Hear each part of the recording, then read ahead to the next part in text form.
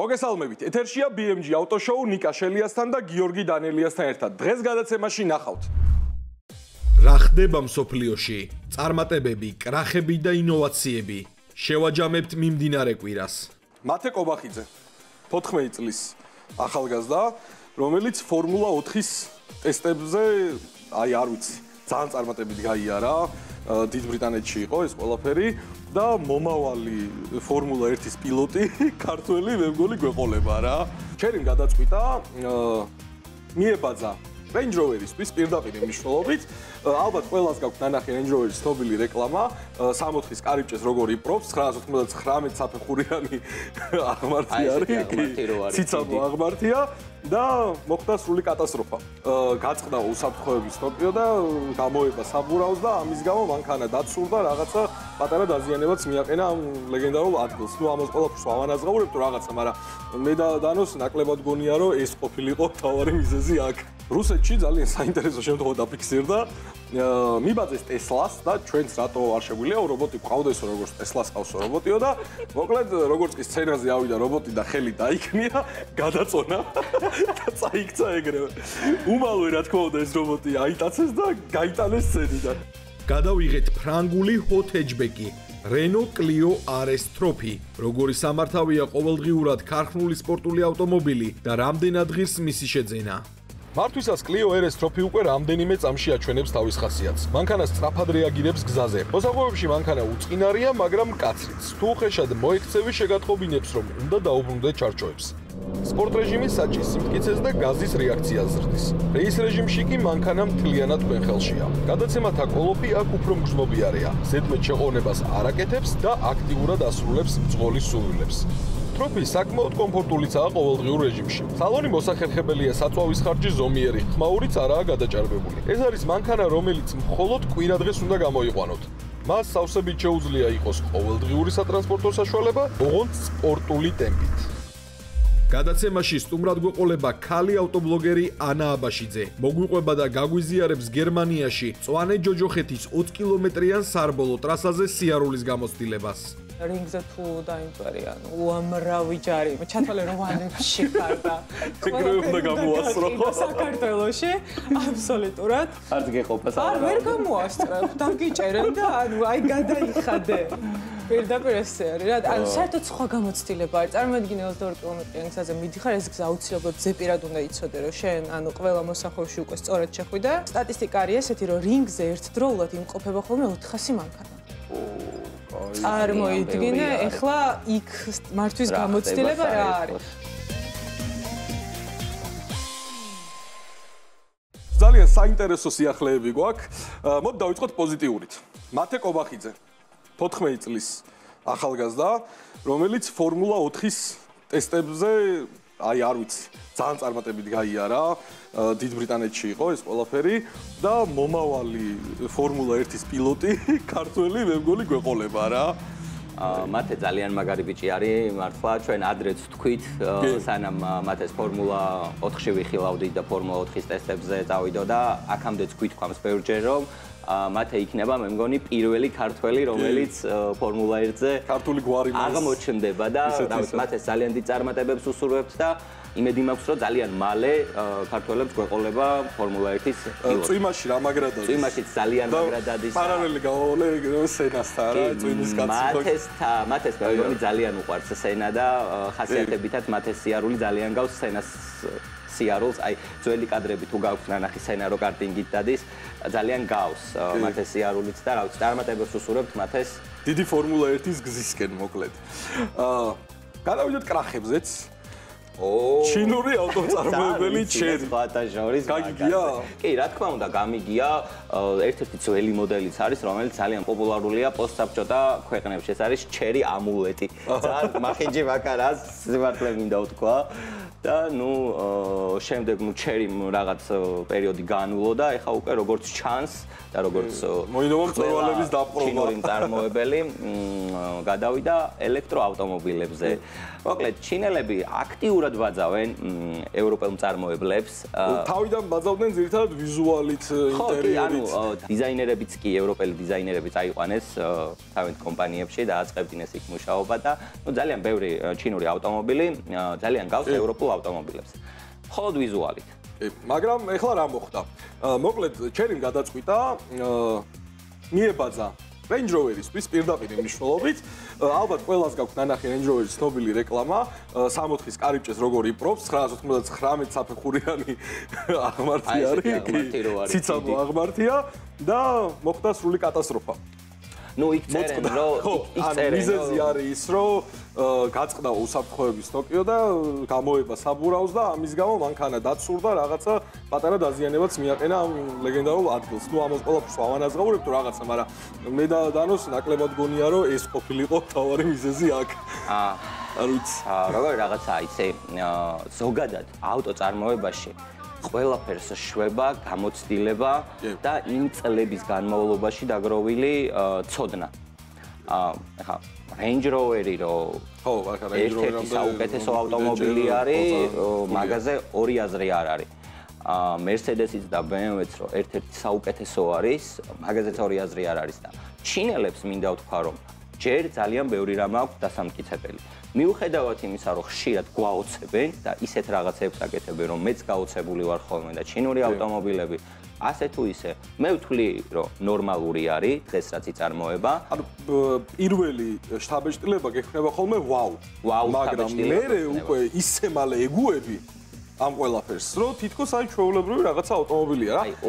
ეგეთი შეგრძნება არ გაქვს მაგალითად რაღაცა ახალ Range-ზე რო დაждე პირობითად ან ახალ BMW-ზე, რომ იქ ვაუ გიგრძელდება დიდი ხანი. აქ გიგრძელდება პატარა ერთ რამდენიმე წამი რა. სტანდარტულად თუ ჩინური ავტომობილით ქალაქში ყოველდღიურად ვივლით და გამოვიყენებთ ქალაქისთვის, მინდა ვთქვა, რომ იდეალური არის. კი. მაგრამ როცა ყიდულობ შენ ავტომობილს, რომელიც მოდი პირდაპირ ვთქვათ, ვიზუალურად გავს Defenders და აქვს პრეტენზია იმისი, რომ მინდა ვიყო Defender-ი, ხო, შენ მისგან აუცილებლად უნდა მოელოდებოდე იმას, რაც შეუძლია Defenders. მაგრამ რეალურად ხებულობ დაგორებულ მანქანას და ძალიან ძველ ისტორიულ ადგილს, რომელიც გააფუჭე. სამწუხაროდ ესეც ხდება ხოლმე. სხვათა შორის ელექტროავტომობილებს შევეხეთ და მინდა თქვა ეს რაღაცა რომ Volkswagen-ზე. ხო.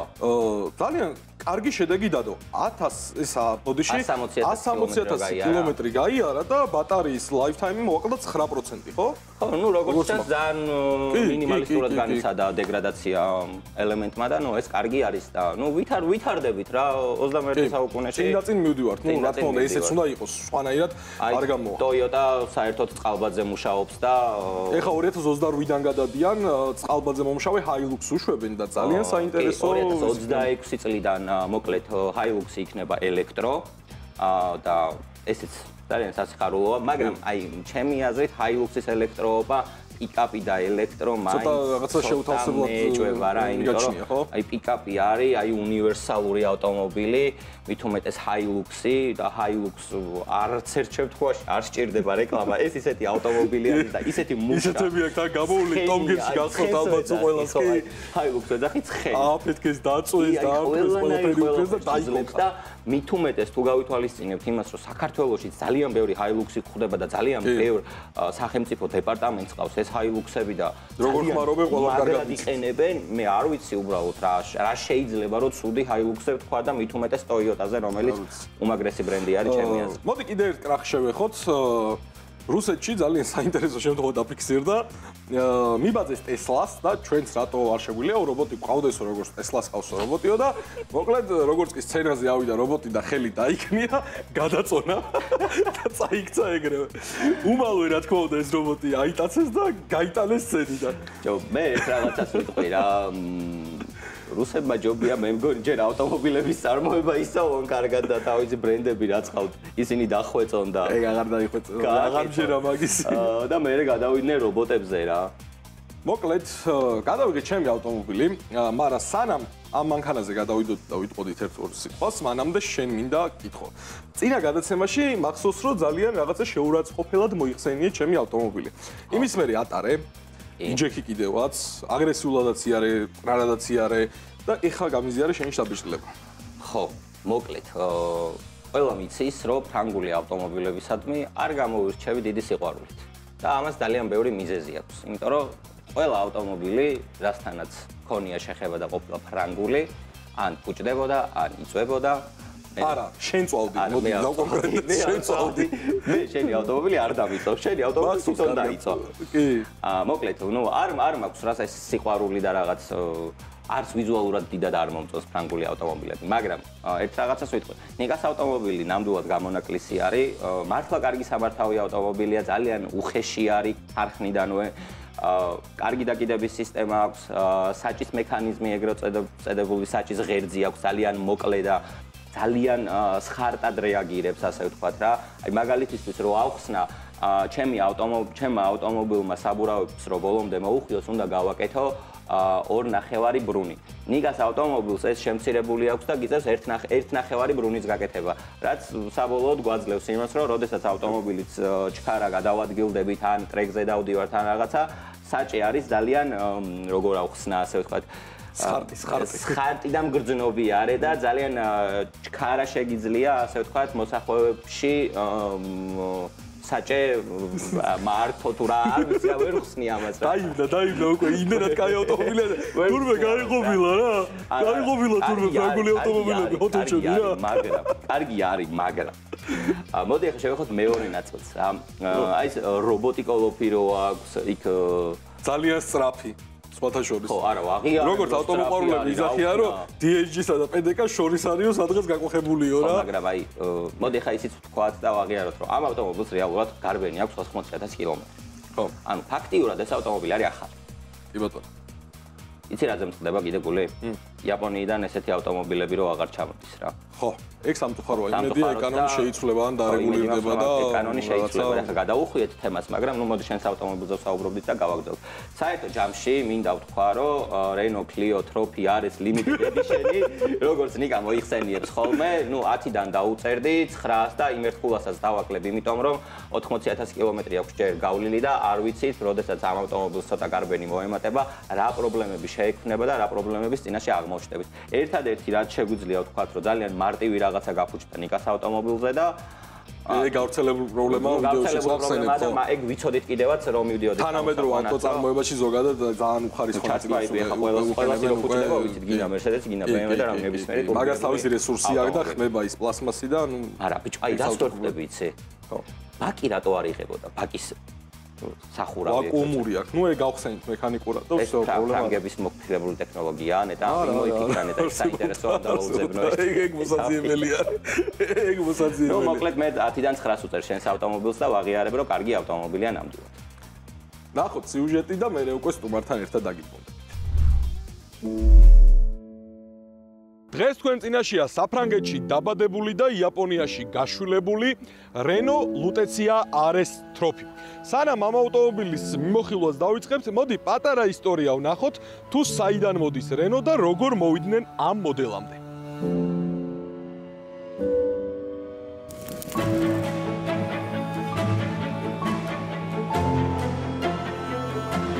Renault სპორტის ისტორია იწყება მოტორსპორტით. თავიდან რალიში შემდეგ ფორმულა 1-ში და ბოლოს ევროპულ ტურნირებში.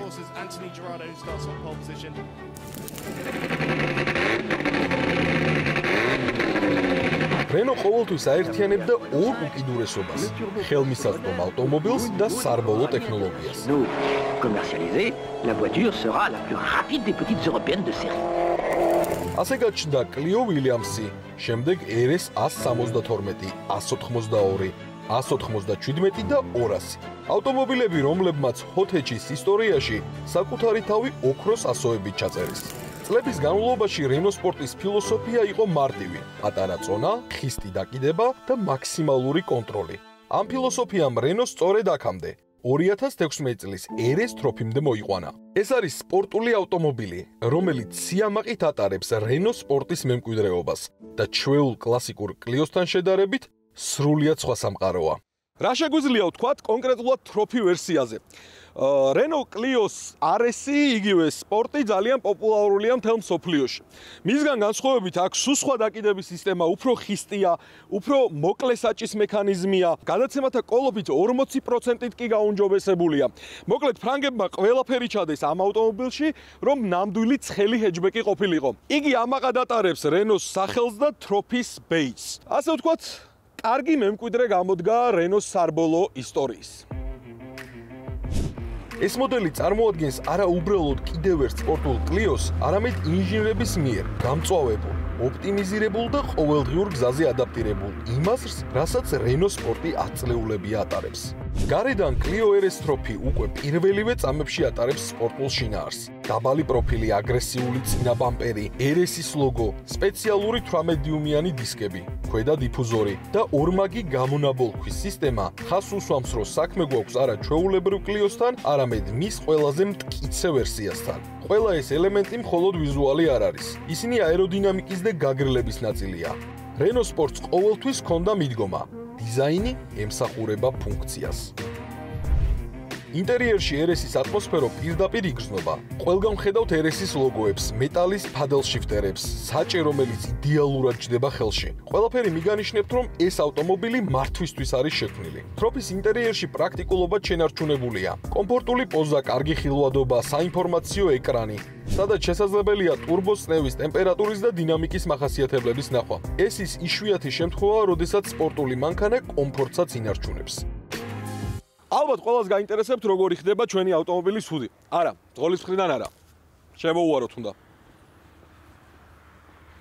მე ხშირად ხუმრობ ხოლმე, რომ ეს ალბათ იმიტომ არის ესე, რომ კოპაილოტმა უნდა გაგიღოთ თქო. იმიტომ რომ ეს ხო რალის ლეგენდაა, საბოლოო ავტომობილი. ვალა, არაფერი დამჭერი ჰუდის და რაღაცა არ გვაქვს. პირდაპირ ამორტიზატორებზე ძალიან კომფორტულად. ნუ ევროპელებმა იციან ავტომობილის დამზადება, ამაში კიდევ ერთხელ ვთანხმდებით. რაც შეეხება ძრავს, ეს ავტომობილი აღჭურვილია 1.6 ლიტრიანი ძრავით, რომელიც გამოიმუშავებს 220 ცხენის ძალას და 260 ნიუტონ-მეტრს. ოღონდ რეის რეჟიმში 280-მდე ადის მისი მაბრუნი მომენტი. ძალიან ფიცხი ძრავია. ბევრი ფიქრობს, რომ ეს არის ზუსტად იგივე ძრავი, რაც გვხვდება Nissan Juke-ში, ოღონდ Nismo ვერსიაში. მაგრამ არა. აგებულება კი ერთი აქვს, მაგრამ განსხვავდება. ბევრი რომ არ ვილაპარაკოთ, ვიზუალს ერთი შეხედვით თქვენს ხედავთ, საკმაოდ სპორტული, აგრესიული და ლამაზი ავტომობილია. აღარ შეგაწყინთ ვიზუალზე საუბრით თავს და ეხა ჩავждეთ მანქანაში და გამოვცადოთ ის, რისთვისაც ეს ავტომობილი შეიქმნა.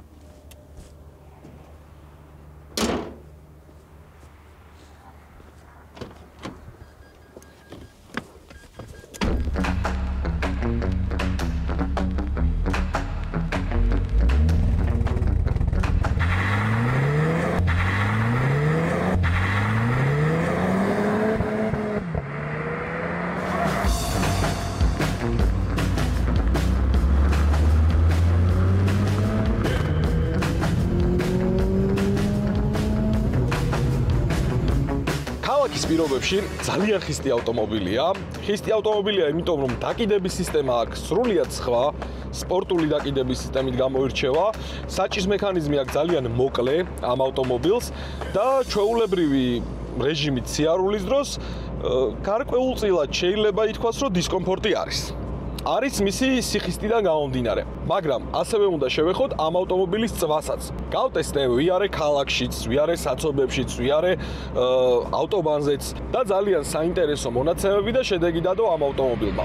ქალაქის პირობებში ეს ავტომობილი მოიხმარს 100 კილომეტრზე დაახლოებით 7.5 litrს, რაც შეეხება საცობში დგომის დროს, მოიხმარს 10 ლიტრ საწვავს, ხოლო რაც შეეხება ავტობანზე ჩემდა გასაკვირად საოცრად ეკონომიური ავტომობილი გამოდგა. ეს ეკონომიურობა კი გამოიხატება 5 ლიტრ ბენზინში 100 კილომეტრზე. ინტერიერში რამე განსაკუთრებული მატერიალები არაფერი არ გვაქვს. პლასმასი გვაქვს აქაც, ეს ცოტა რბილია, აქ პლასმასი გვაქვს. კარებზე ყველგან ძირითადად პლასმასია, ეს ოდნავ რბილი არის. წინა პანელი, რაც კაია, მომწონს, ისეთი არის. ყველგან ხდება Renault Sport-ის სტიკერები, წარწერები, კარებს რო გამოვახებთ, ყველგან ყველაფერი გვეუბნება ეს ავტომობილი, რომ მე ვარ სპორტული. მე ყველაფერი შემიძლია. ეხლა მივდივართ ნორმალ მოუდში, ძალიან რბილია აქსელერაციის პედალი, რბილია ასევე მუხრუჭის პედალი. ასე ვთქვათ, ერთგვარი კომფორტული არის მგზავრობა ნორმალურ პირობებში. მაგრამ ჩვენ შეგვიძლია გადავრთოთ სპორტში და თუ აქსელერაციის პედალს ბოლომდე დავაჭერთ ფეხს, თავისით გადართავს სიჩქარებს. ასევე ტორმუზის დროს დაბალ სიჩქარეში აგდებს და აპაროტებსაც გვიმთხევს. ბუმ, ბუმ, აი ეს ძალიან მომწონს. ძალიან სახასიათო ავტომობილია, ძალიან მხიარული ავტომობილია და ამ ავტომობილით, ესე რომ ვთქვათ, ვერ მოიწყენ.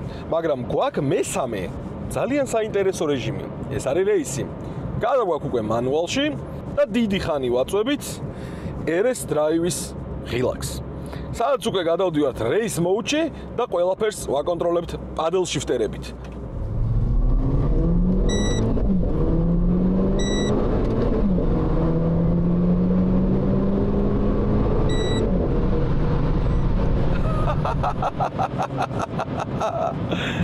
ძალიან კარგი გასართობია, ძალიან მაგარი გასართობია. ერთი სიამოვნება paddle shifter-ებით ამ ავტომობილის მართვა. ძალიან სახალისოა, ძალიან.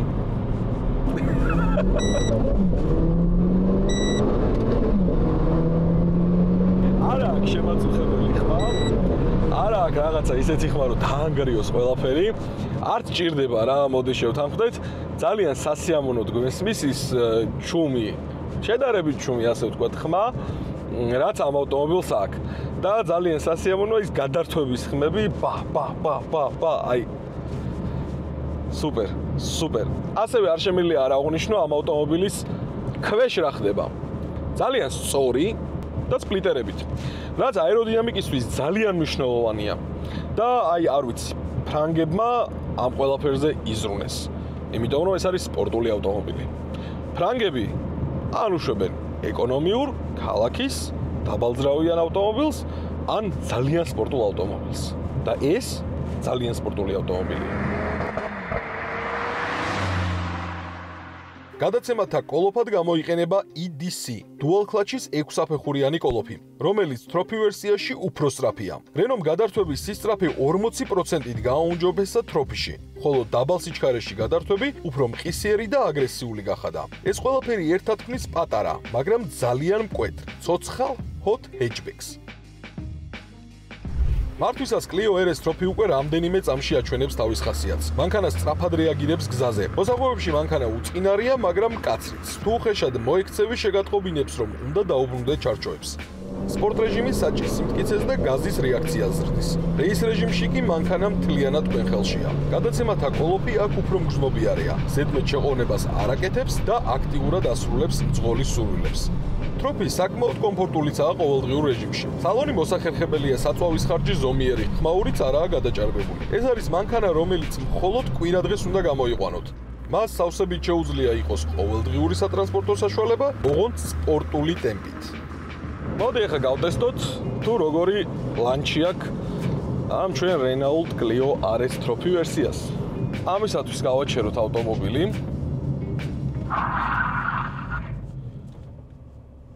ტორმუზე, რამდენიმე წამი, paddle shifter-ები. მოვკაჩოთ, გაუშვათ ხელი, გაზ ბოლომდე, ხმა გესმით.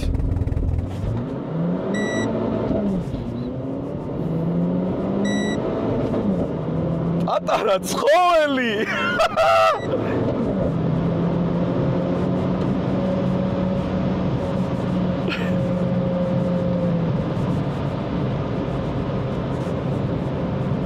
აი ესეთ ემოციას ტოვებს ეს ავტომობილი. აი ესეთ ემოციას. ასევე არ უნდა დაგვავიწყდეს, რომ ეს არის თროფი limited ვერსია, რომელიც გამოშვებულია სულ 3000 წალი მსოფლიო მასშტაბით. აქედან დაახლოებით 200-250 ერთეული იყო იაპონიაში შეყვანილი. სწორედ იქ აღმოვაჩინე ეს ავტომობილი და როგორც კი დავინახე, მივხვდი, რომ ის იყო და მე ვიყავი. ეგრევე ვიყიდ. ძალიან იშვიათი მოდელია საქართველოში არის ის ბევრმა არაფასებენ რატომღაც ფრანგულ hot hatch-ებს, არა და ბევრი ისეთი რაღაც აქვს, რაც სხვა ბევრად ძვირად ღირებულ სპორტულ ავტომობილს შეშურდება. ცოტა ცანცარაა. ასევე მარტივად ხდება ეს ავტომობილი, რაც მეტ სიხალისეც ძენს და ასევე მარტივად რომელი ავტომობილები ხდება, ისინი ყველა კარგად უხვევს და ეს მანქანაც ძალიან მაგრად უხვევს. ძალიან კარგად ეჭიდება და ძალიან კარგად დგას ასფალტზე. არ ვიცი. ყოველდღიურ მანქანად, ვისაც არ აწუხებს ავტომობილის სიხისტე, ქარხნულად სპორტული ავტომობილი არის ძალიან მაგარი. მოდი შევეხოთ მინუსებსაც. ალბათ პირველი და გავრცელებული პრობლემა ამ ავტომობილების არის charge pipe, რომელიც არის იაფასიანი პლასმასისგან დამზადებული და ასე ვთქვათ, დროთა განმავლობაში იფშხნება, ტყდება, ძველდება. ეს უნდა ჩავანაცვლოთ ხოლმე აუცილებლად ალუმინის charge pipe-ით და მერე უკვე ჩათვალეთ, რომ არის და იქნება. ეს არის ალბათ ის ძირითადი დეტალი, რის შესვლაც აუცილებლად აღჭირდებათ თუ ამ მანქანას იყიდით მეორაც, რა თქმა უნდა, იმიტომ რომ 2016 წლიანია მოგეხსენებათ. დანარჩენი ისეთი პრობლემების სიმპტომები ამ ავტომობილს არაფერი არ ახასიათებს, რომ რამის გამო დაიწუნოთ. ნაწილებს რაც შეეხება, კი, ძვირად ღირებულია. დავიწყოთ ალბათ გადაცემათა კოლოფიდან, რომელიც არის dual clutch-ი, ძალიან სწრაფი კოლოფია და ძალიან კარგად თავს სიჩქარეებს. დაგვიანება არ აქვს. ამბობენ რომ სადღაც Volkswagen-ის DSG-სა და PDK-ს შუაშია ეს გადაცემათა კოლოფი. არ ვიცი, ძალიან საინტერესოა.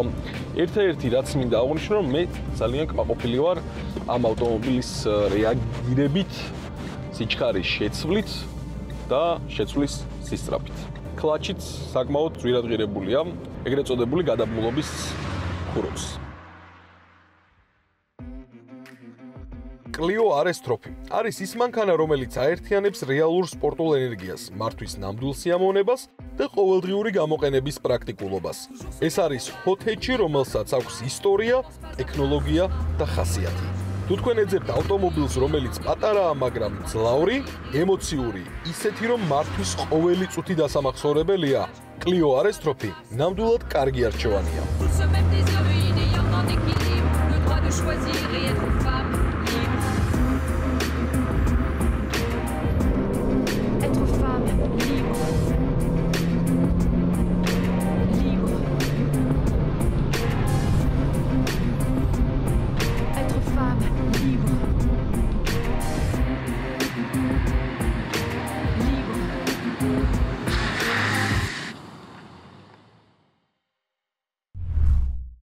ჩვენი გადაცემის სტუმარია ნიკა აბაშიძის გოგო ძმა ანა აბაშიძე.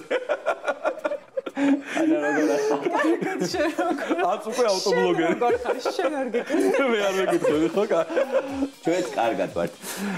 მოკლედ შენც გაქვს YouTube არხი, შენც რაღაც პროექტები და ახლა პირველი რაც მთავარი და რაზეც მინდა რომ გკითხო და ალბათ ყველას აინტერესებს, ნიკა, შენც გაინტერესებს, მე მგონი ძალიან. Nürburgringზე რა ხდება? Nürburgringზე რაც ხდება, ეს უნდა ნახოს აბსოლუტურად ყველა ავტომოყვარულმა. ოღონდ ნამდვილმა ავტომოყვარულმა მე ვამბობ, როგორ რაღაცას იცი? იქ არ მიდის ჭიდაობა ცხენისადებზე, რომ აი მე M5 მყავს ამდენს, არავის არ აინტერესებს, იმიტომ რომ შეიძლება მოვიდეს ვიღაცა 1900 რაღაცა წელს გამოშვებული მანქანით, თუნდაც იმას ინტეგრა გაზაობდა, რომ ვიყავი ბოლოს. მაგარი გაკეთებული, მთელი ცხოვრება რომ მაღაზია აქვს დახარჯული, მოხდილი აქვს, მორგებული აქვს თავის იმაზე და ეს შენი M5 გადაიღოს. ძალიან ჩვეულებრივად, ამიტომ იქ უნდა ჩავიდეს ნამდვილი ავტომოყვარული, რომელსაც აი ეს უყვარს, ასე ვთქვათ, მრავალფეროვნება მანქანაში და არა უბრალოდ ცხენის ძალები, იმიტომ რომ სასწაული რაღაცები ხდება, სასწაულ მანქანებს. აი ფინანსურად დაახლოებით რა დაგიჟდა ერთი ტრიპი? მანქანით მოგზაურობა? მანქანით მოგზაურობა ჩასვლა, იქაური ხარჯები, ჩამოსვლა, დაახლოებით რა თანხებთან არის დაკავშირებული? ორი ადამიანი ავტომობილით რო წახვიდნენ, ჩვენი ავტომობილი ცოტას არ წოვდა და შესაბამისად იქ ხარჯები ყველაფერი რო აიღო, დაახლოებით იმ პერიოდზე 20,000 ლარი მაინც გინდა. კაი თანხა არის და იქ შესვლა სიარულიც ყველაფერი, ხო? ეგ კიდე ყველაზე იაფი ვარიანტი, ყველაზე დიდი ფული გეხარჯება ბენზინში, იმიტომ რომ საქართველოს გაცდებით თუ არა, ქართულ ფულზე რო გადმოიანგარიშო ბენზინი ძალიან გიძურდება უკვე. ეხა ევრო და 70 რო იხდი ბენზინში, ხო ხვდები, უკვე ის არის რა, დიდი თანხა გამოდის ქართულ ფულზე. პლუს ჩვენ ეხლა ის არ დავდივართ რომ ღამეს ვათენებდეთ, იმიტომ რომ არ გვეღერს რავი, დამღლელია ძალიან ეგ ყველაფერი. გაჩერდებით სასტუმროში და ისვენეთ ქალაქს დაათვალიერებთ. ან მოგზაურობა რა. მოგზაურობა თავიდან ბოლომდე რომ შეირგო ყველაფერი ისიამოვნო და ასე შემდეგ, დაახლოებით 1-20 ლარი მინიმუმ მაინც გნა 2 ადამიანს. მაგრამ გადაფრენით ბევრად იფრჩდება ფრანკფურტში არის პირდაპირ ფრენები ქუთაისიდან და მაგრამ იქ მანქანას ქირაობა მოგიწევს, ხო, წესით ალბათ. კი, სამწუხაროდ ეგ პრობლემა არის, რინგზე ტრანსპორტი არ დადის. თვითონ ნურბურგრინგზე ის სოფელი რაც არის, იქ ტრანსპორტი არ მაგრამ თვითონ იქ ხო ქირავდება მანქანები, რითაც შეგიძლია იარო. უკვე გამზადებული. კი, ძალიან ბევრნაირი გოლფიდან რენოც სხვადასხვა. რენოც ემორები არის ბევრი, M3-ები ყავთ, F-series M3-ები ყავთ, ანუ გაკეთებული თავიდან ბოლომდე გადუგული მომზადებული რინგისთვის და Porsche-ები ხო თავისთავად, Porsche უამრავი. მაგრამ ფასები იქნება კაი მწვერი, ხო, იდეაში.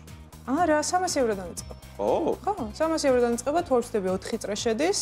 ვა, 4 წრე რინგზე ძალიან მაგარია. რაღაცა ეგ, ხო? არა, ანუ გაჩნია მანქანას, ანუ გოლფს იქირავ, რომ ეს გოლფი ოღონდ ბანძიკი არ არის, ანუ ისეთი მომზადებულია, რომ კი, ძალიან მაგარ დროს დაწერა რა, შეიძლება ვიღაცა Porsche-ი რო იაროს, იმ დონის დრო დაწერო, შენ თუ ტრასა იცი და გამოცდილება. აი, შენ ახლა გივლია რუსთავის ტრეკზეც და გივლია ნურბურგრინგზეც. აი, ადამიანებისთვის, ვინც არ ვიცით რა ხდება იქ, შედარება რო გითხრა უბრალოდ. ეხლა ძალიან ცუდი შედარება იქნება რუსთავის ტრეკზე. ძალიან ცუდია, რამხელა არის და ემოციებში რამხელა სხვაობა არის, დაახლოებით. ემოციებში არის უდიდესი სხვაობა, იმიტომ რომ რუსთავის ტრეკზე შედიხარ ტრეკზე, სადაც არის ტრეკის კანონები. და ნურბურგრინგზე არ შედიხარ ტრეკზე. ნურბურგრინგი ოფიციალურად არის სოფლებს შორის დამაკავშირებელი გზა, 22 კილომეტრიანი, სადაც მოქმედებს ჩვეულებრივი მოძრაობის წესები. რინგზე არ შეგიძლია მარჯვიდან გადასწრება, რის გამოც შეიძლება თუ მარშალმა დაგინახა, ბანი დაგანდო და იმ დღეს აღარ შეგიშვან.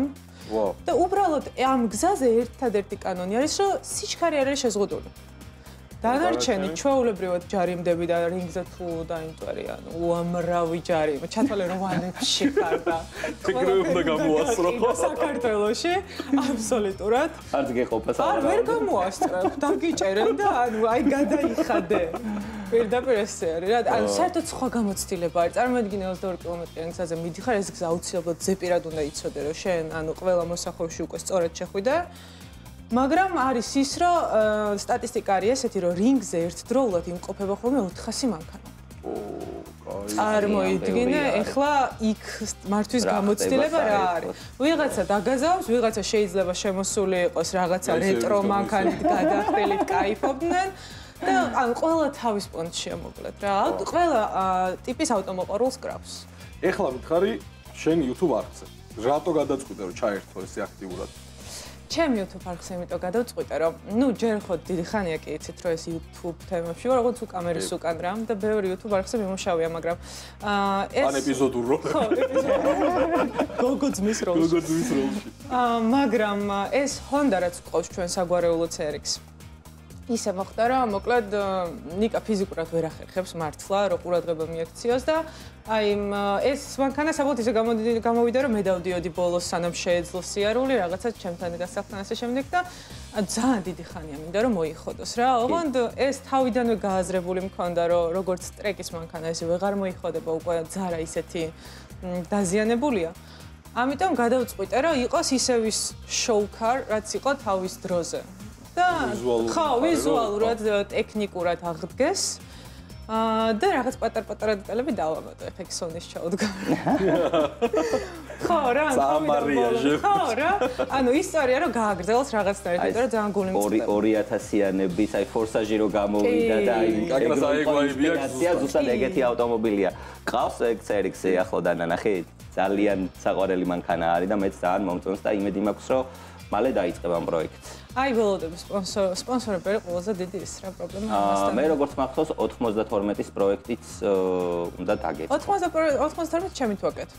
ანუ ოღონდ არ მინდა რომ გაიწელოს ვიდეოები, ახლა მაგალითად რომ ღებავს ველოდები, როცა მოიცლეს, მივიყვან, ერთიანად გადავიღებ ესე დეტალურად ეს პრობლემა, ახლა მე გავაკეთებ ამას და ერთიანად მზადრო იქნება, მე ერთიან ვიდეოს გადავიღებ. რა მინდა იცი რომ კითხო, აი სადმე თუ აპირებ ახლა ავტოსპორტისკენ რომ წახვიდე. ისე რომ აქტიურად იარ. ან დრიფტში, ან წყალთარბოლაზე, ან წრიულზე. დრიფტში იყო ყველაზე დიდი შანსი, მაგრამ როგორც მოგეხსენებათ, ჩემი ეგრეთ წოდებული შეყვარებული, რომელიც არის პროფესიონალი. დრიფტისგან დაზარალებული ხო? დრიფტისგან დაზარალებული. მოახერხა ისე, რომ ყველა ცნობილ ადამიანს ასწავლა დრიფტი, მაგრამ ჩემთვის ვერ იცდეს ვერ იცლის ვერასდროს და ბოლოს ვიდეოს დავდი არხზე მარტო რო წავედი, ნერვები მომეშალა უკვე და მარტო წავედი, მეთქი მარტო უნდა ვივარჯიშო. ვიღაცამ ხო ისწავლა თავის დროზე მარტო. მეთქი აი მეც ვიზავ რაღაცას მარტო და არ ვიცი ამ ტემპით 20 წელიწადში მევოდი. ეხლა შენ მითხარი ფრანგულ ავტომობილებზე შენი აზრი.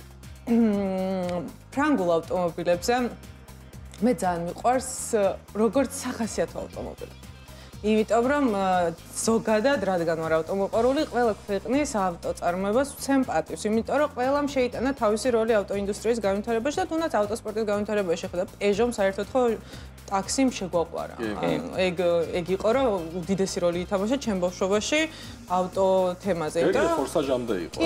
ყველას რომ მაგარი ავტომობილი გვეგონა. ხო, რომ თან დეიდა ჩემს ყავდა ეგ მოდელი ზუსტად 3-დან 0 მაშინ და მეგონა რომ გამოსულდა ეს ფრთები რაღაცები. კი, და ძალიან ისე მაქვს მოკლედ ეს თვითონ პეჟოს ბრენდის ავტომობილი, მაგრამ როგორც ასეთი თვითონ ინჟინრულად, როდესაც მივალთ, უკვე კი ძალიან ბევრი სპორტული მოდელი ყავს, თუნდაც რენოს, თუნდაც პეჟოს და ასე შემდეგ, მაგრამ არ არსებობს ისტორიაში გამძლე ეგ ავტომობილები რა, არ აქვს სამწუხაროდ ეგ სტატუსი და ერთადერთი რაც არის, რომ აი დრო გითხრა, რომ ისეთი მოყვარული როგორც სხვა ბრენდების არა, უბრალოდ რაღაცა მელანქოლიური დამოკიდებულება მაქვს ფრანგულ ავტომობილებს, ნუ ბუგატი თავისთავად. დანო ძალიან სკეპტიკურად იყო განწყობილი, მაგრამ ძალიან შეუყვარდა და თუნდაც აპირებს უკვე ყიდვა. ხასიათი აქვს. ისეთი ხასიათი აქვს, აი ამგვარად ხიარულია და Honda-სავით არ არის რა. Honda მაინც Honda არის. არა, Honda არის, იცი რომ აი ჩემი მანქანა ამდენი წელია უკვე ესეთ მდგომარეობაში, მანქანა დაიქოქა და ძრავი მუშაობს, აი ნებისმიერი BMW რო დაქოქო, ისეთი ჩავარდნები აქვს როგორც ამ Honda-ს აქვს. ან ძრავი მუშაობს იდეალურად. აი რენოს აქვს უკარგესი ხასიათი, მაგრამ აი მისგან არ ძრავები ძალიან კარგი აქვს რენოს. რენოს? კი, ძრავი აქვს, აი სასწაული. რომელიღაც იაპონურ ბრენდთან კოლაბორაციით ხო არ შეიქმნა ეგ ძრავი ნეტა. მისანთან არა, ან როგორ არის, იცი? ნისმოს ძრავი არ არის ზუსტად ერთიერთი. ნისმოს ძრავი არ არის ერთიერთი. უბრალოდ აგებულება აქვს ერთნაირი. არა, აგებულება აქვს ერთნაირი, მაგრამ ბევრი დეტალი განსხვავდება, ცხენებში სხვაობა, ყველაფერში სხვაობა აბსოლუტურად. აი ესეთ რაღაცებს ვეუბნები ხოლმე, მე ბრაზდება ხოლმე. ეგრეა, ეხა არა, ყველა ადარებს, რომ აი ნისმოს ძრავი არ არის ნისმოს ძრავი. არა, ნისმოს ძრავი არ არის, მაგრამ ინჟინერია საიდან აქვს წამოღებული მაგას გეუბნები. აგებულება საიდან წამოვიდა? აგებულება შეიძლება ერთი იყოს, მაგრამ სხვადასხვა, მოდი მაგაზე შევთავაზოთ. სხვადასხვა. არადროს არ აღია. ისე შენც გაწყობს ახლა რომ იაპონურ კულტურას არ მიეწეროს რენო რა. მე არ მიეწეროს რენო ნამდვილად. კარგი, ეხლა შენ გითხარი, სამომავლო გეგმები რა გაქვს? სამომავლო გეგმები რა გაქვს და აი მაინც გითხარი შენი საყვარელი, აი არჩევნის უფლება რო გქონდეს 3 ავტომობილი, რომელსაც იყოლიებდი მთელი ცხოვრების განძილზე. აუ, ეგ ძალიან რთული რაღაცა მითხრა. რა იქნებოდა ეს 3 ავტომობილი? ჩემი გარაჟი, ტვინში რა გარაჟიც მაქვს ძალიან დიდია. 3 ამოარჩია. 3 ამოარჩია, აბა. ეხა იქნება Porsche. არა.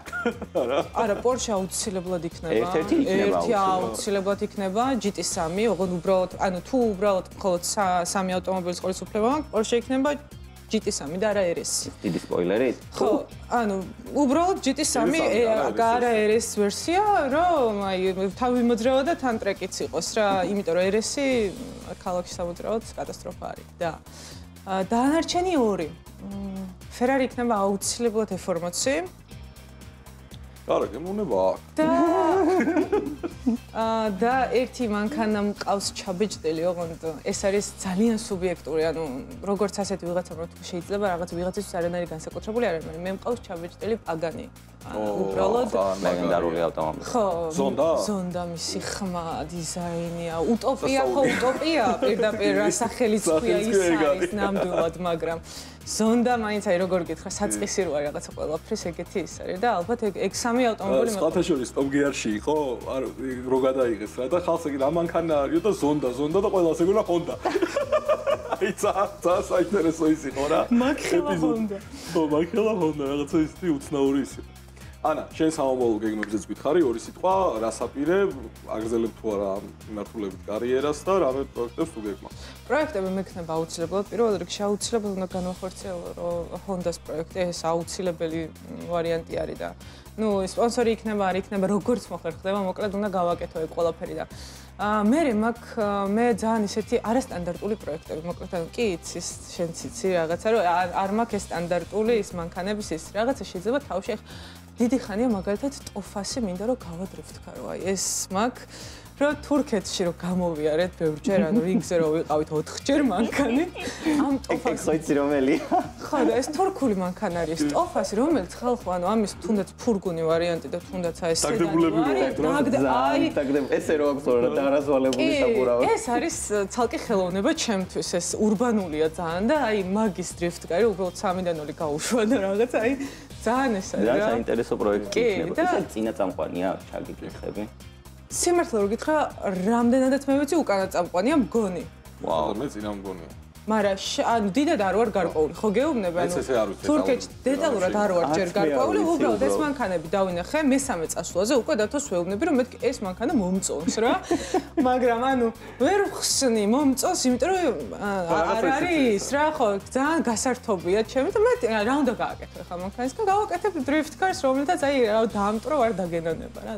მეორე ვარიანტი მაქვს კიდე ერთი ის მაქვს პროექტი, ისიც აუცილებლად უნდა განვახორციელო, ეს სხვათა შორის რინგზე ვნახე და იმის მე მაქვს თავში. 36-ის ფურგონში უნდა ჩავდო ეს 54 აუცილებლად და მაგით წავიდე რინგზე. ეს 54 არის 46 ემის ძრავა. ანა, ძალიან დიდი მადლობა. მადლობა თქვენს. წარმატებებს გისურვებთ, ზრდას, განვითარებას, ბევრ ფოლოვერებს, ბევრ სპონსორებს და რა ვიცი. თუ რამეა ჩვენს თქვენ გვერდით. მადლობა ძალიან. დღეისათვის კი სულ ეს იყო. მომავალ შეხვედრამდე.